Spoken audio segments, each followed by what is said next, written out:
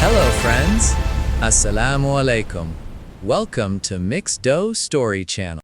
दोस्तों, क्या आप जानते हैं कि कराची की एक ऑडिट हुआ था जिसके लिए कराची की 3 अहम रोड्स को चुना गया था। आई चंडीगढ़ रोड, शाहराए फैसल और शाहराए कायदे आजम। इन 3 रोड्स की 266 बिल्डिंग्स की इंस्पेक्शन की गई थी और जो सेफ्टी रोड सामने आई वो आपको हैरान कर देंगी। दोस्तों, ये ऑडिट 1 जनवरी 2024 को शुरू हुआ था। रिपोर्ट्स में बताया गया कि 266 में से 200 बिल्डिंग्स ऐसी हैं जहां फायर फाइटिंग इक्विपमेंट्स की कमी है। यानी अगर इन 200 बिल्डिंग्स में अगर आग लग जाए तो उस आग पर काबू पाना बहुत मुश्किल हो जाएगा। रिपोर्ट्स में यह भी बताया गया कि 62% बिल्डिंग्स में कोई इमरजेंसी एग्जिट डोर ही नहीं था। आप इमेजिन करें कि कोई भी आफत आ जाए, इमरजेंसी हो, तो लोग इन 62% बिल्डिंग से बाहर ही नहीं निकल सकेंगे। रिपोर्ट में यह भी लिखा गया था कि 70% बिल्डिंग्स में इलेक्ट्रिकल वायरिंग बहुत बुरी क्वालिटी की हुई है। ये वो बिल्डिंग्स हैं जो कराची की सबसे मेजर रोड्स पर बनी हुई हैं। बाकी के कराची में बिल्डिंग्स की क्या हालत होगी, आप खुद अंदाज़ा लगा सकते हैं। रिपोर्ट्स में यह भी कहा गया कि इन 266 बिल्डिंग्स में सिर्फ 90 इमारतों में फायर अलार्म और स्मोक डिटेक्टर्स यानी आग और स्मोक की सूरत में बाकी की बिल्डिंग्स में किसी को पता ही नहीं चलेगा कि बिल्डिंग में आग लग चुकी है। इस रिपोर्ट को आए हुए इतना अरसा गुजर चुका है, लेकिन इस रिपोर्ट पर क्या एक्शन लिया गया ये आप खुद सोचें। और फिर हम सोचते हैं कि हमारी बिल्डिंग्स में अचानक आग कैसे लग जाती है। दुनिया भर में ऐसे वाकयात होते हैं, लेकिन उन वाकयात को टैकल कैसे किया जाता है ये बहुत ज़रूरी है। हमारे मुल्क में पूरी की पूरी बिल्डिंग जलकर खाक हो जाती है, लेकिन किसी होता कि अब आगे क्या करना है।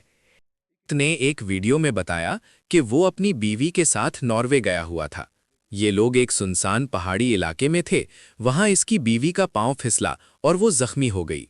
अब ये औरत आगे चल नहीं सकती थी और यहां दूर दूर तक फर्स्ट एड का नामो निशान नहीं था। अब शाम का वक्त हो गया था, लेकिन फिर क्या हुआ, उसने इस आदमी की आंखें खोल दी थीं। सबसे पहले वहां दूसरे कुछ लोगों ने इनकी मदद की और इनको एक हट में ले गए। इनको खाना और पानी दिया गया और फिर 113 पर डायल किया गया।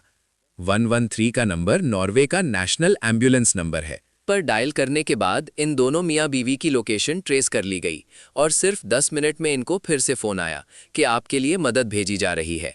और 10 मिनट बाद 3 डॉक्टर्स की एक टीम वहां पहुंच गई, जिन्होंने इसकी बीवी के पाँव को एक वैक्यूम बैग में रख दिया। और कुछ देर बाद वहां 12 लोगों की एक टीम जमा हो गई थी। इन्होंने इस आदमी से माफ़ी मांगी कि हमें कुछ देर हो गई है। इन्होंने फिर कहा कि यहाँ हेलीकॉप्टर आने वाला था, लेकिन एक बहुत बड़ी इमरजेंसी की वजह से हेलीकॉप्टर को वहां जाना पड़ा। ये लोग अब इसकी बीवी को नीचे ले जाने लगे। दोस्तों, ये जो लोग वहां मदद के लिए आए थे ये नॉर्वे के आम लोग थे, मगर ये लोग नॉर्वे की एक ऑर्गेनाइजेशन का एक हिस्सा थे, नॉर्वेजियन पीपल्स एड। कहीं कोई इमरजेंसी हो जाए तो ये खबर इन लोगों तक पहुंच जाती है और जो लोग उस हादसे के करीब हों वो फौरन वहां मदद के लिए पहुंच जाते हैं। ये सारी कहानी आपको बताने का मकसद ये है कि हादसे हर जगह होते हैं, लेकिन उनसे निपटा कैसे जाए ये पॉइंट बहुत अहम है। गल प्लाजा में क्या हुआ, एक शॉपिंग सेंटर जिसमें अब तक 100 से ज्यादा लोग मारे जा चुके हैं और कई दर्जन लोग जख्मी हैं। फायर फाइटर्स को 24 घंटे से ज्यादा लग गए इस आग को बुझाने में, लेकिन इसमें इनका क्या कसूर। इनके पास जितने वसाइल होते हैं ये उन्हीं वसाइल में रहकर अपना काम करते हैं। दोस्तों, ये आग हफ्ते को शुरू हुई थी गुल प्लाजा में। 1200 से ज्यादा दुकानें थी लोगों की। रोजी रोटी, उनकी मेहनत की कमाई, सब कुछ एक दिन में तबाह हो गया। गुल प्लाजा कोलैप्स कर गया। इस बिल्डिंग में वेंटिलेशन की भी कमी थी और तभी रेस्क्यू एफर्ट्स में बहुत मुश्किल हो रही थी। दोस्तों, ये आग इसलिए भी ज्यादा फैली क्योंकि इस प्लाजे में फोम, कपड़े, प्लास्टिक और परफ्यूम्स की शॉप्स थीं। जिस रिपोर्ट का जिक्र मैंने वीडियो के शुरू में किया, इस रिपोर्ट को जानकर यही लगता है कि किसी को भी इन बातों की कोई भी परवाह नहीं है। गुल प्लाजा तकरीबन ख़त्म हो चुका है। क्रेन के ज़रिए इस बिल्डिंग्स के हिस्सों को हटाया जा रहा है ताकि यहाँ से मज़ीद लाशों को ढूंढा जा सके। उन लोगों की लाशों को जो शायद अपनी फैमिली के वाहिद कफ़ील थे। सिर्फ ये लोग नहीं मरे, बल्कि इनके साथ इनकी पूरी फैमिलीज तबाह हो गई है।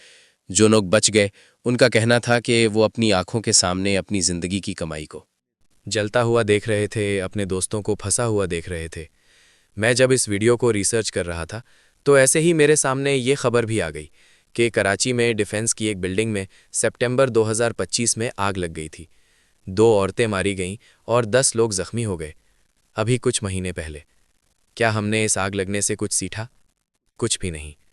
اب گل پلازا کے جلنے کے بعد ایک بار پھر سے ایک انکوائری بیٹھا دی گئی ہے جس میں چیک کیا جائے گا کہ کراچی کی بلڈنگز میں سیفٹی کی کتنی کمی ہے.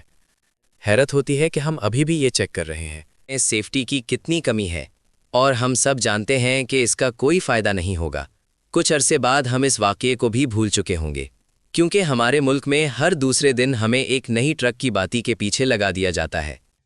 دوستو، اگر آپ کو ہماری ویڈیو پسند آئی ہو تو ویڈیو کو لائک کریں، چینل کو سبسکرائب کریں اور بیل آئیکن ضرور دبائیں تاکہ آپ کو ہماری آنے والی ویڈیوز سب سے پہلے مل سکیں. شکریہ.